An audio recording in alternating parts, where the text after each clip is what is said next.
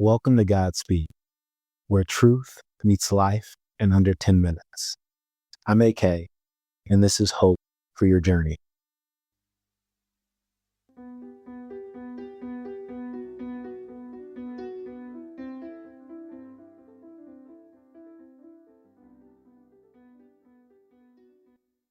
Are we so busy that we forget what's important? I had to ask myself, when was the last time I stopped multitasking and set aside my to-do list to be present with my most important relationships? In a world that celebrates busyness and productivity above all else, today we might learn a surprising alternative to the frantic hustling and anxiousness we're used to.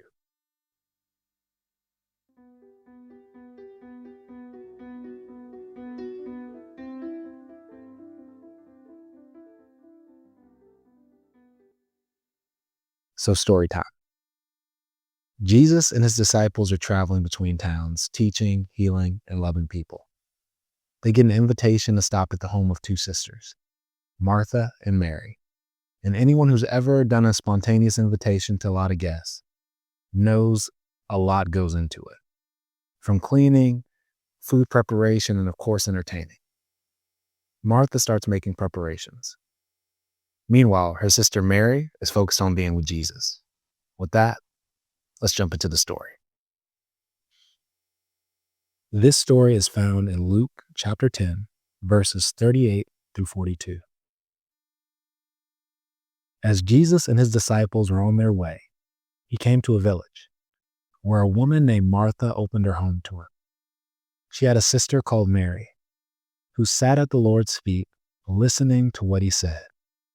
But Martha was distracted by all the preparations that had to be made.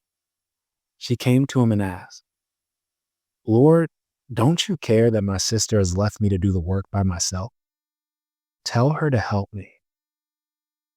"Martha, Martha," the Lord answered, "you are worried and upset about many things, but few things are needed, or indeed only one. Mary has chosen what is better, and it will not be taken away from her."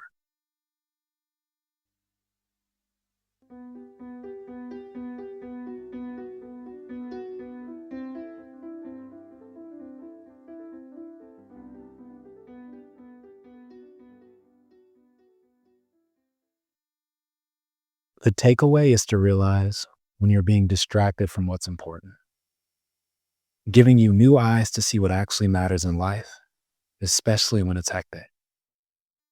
If we're looking at the characters in the story, I bet many of us would find ourselves like Martha. She's busy doing something good, preparing food, getting the space ready. We've all been Martha, making dinner plans while everyone else relaxes, staying a little later at work while others leave, volunteering behind the scenes while others just enjoy the finished product. However, in this instance, it's warning us, telling us Martha gets distracted by all her serving. Sound familiar? Our phones pull us, our jobs pull us, our social activities pull us, our quote unquote good commitments pull us in 20 different directions. I even had a high school coach that used to tell us, don't confuse activity with achievement. And what happens next is what happens to all of us. Martha gets frustrated. She looks over and sees Mary just sitting there while she's working. And I can imagine the soreness in her hands and that headache that started to form as she asked Jesus, "Don't you care that my sister has left me to do the work by myself?" Have you felt that way? Don't you see how hard I'm working here? Don't you see that this is too much for just me? Where's my help? Where's my good job? When we're worried and overwhelmed, we start wondering if anyone even notices the good things we're doing. But look at how Jesus responds. He says her name, Martha, Martha. Not angry, not disappointed, not judging, just caring. Letting her know that he sees her, he gets it, acknowledging her emotions, saying, "You're worried and upset about many things." Jesus gently points out that her serving, which initially started as an honor, has turned into stress and resentment. But then he gives her and us the antidote. Few things are needed, or indeed only one. One thing. What's the one thing? It's to be close to Him. It's what Mary chose, to sit at Jesus' feet and listen. Mary picked the relationship over tasks, connection over checklists, being with over doing things for. Here's the point simplified. Both sisters loved Jesus. Martha showed it through her service. Mary showed it through her presence. But Martha's serving became a distraction from the relationship itself. How does this apply to your life? The world tells us stories about success and productivity, about how much we need to accomplish to be worthwhile, what milestones need to be hit by certain ages, how much is enough. But these stories are often flawed. We can stop hustling and accept we're already loved. This isn't an argument about whether serving matters. Of course it does. But serving works best when it comes from a heart that's first been filled by spending time with God. So what would happen if you believed? Really believed that sitting with God, whether you call that prayer, meditation, quiet time, wasn't just another to-do, but the foundation for everything else? What if your slow time wasn't a burden, but the source that makes all other tasks meaningful? In this moment, you have a choice.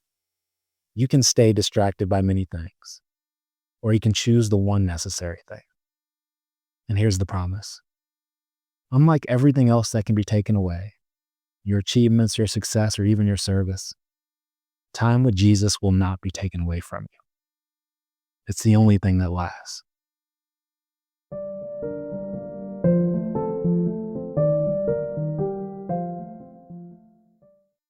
God, thank you that you love me just the way I am and that you want me to know you. Forgive me when my busyness takes the place of being with you. Thank you for reminding me that you see me, even when my struggles feel invisible. Teach me how to be still. Amen. I will always love you how I do. Let go of a prayer for you, just a sweet word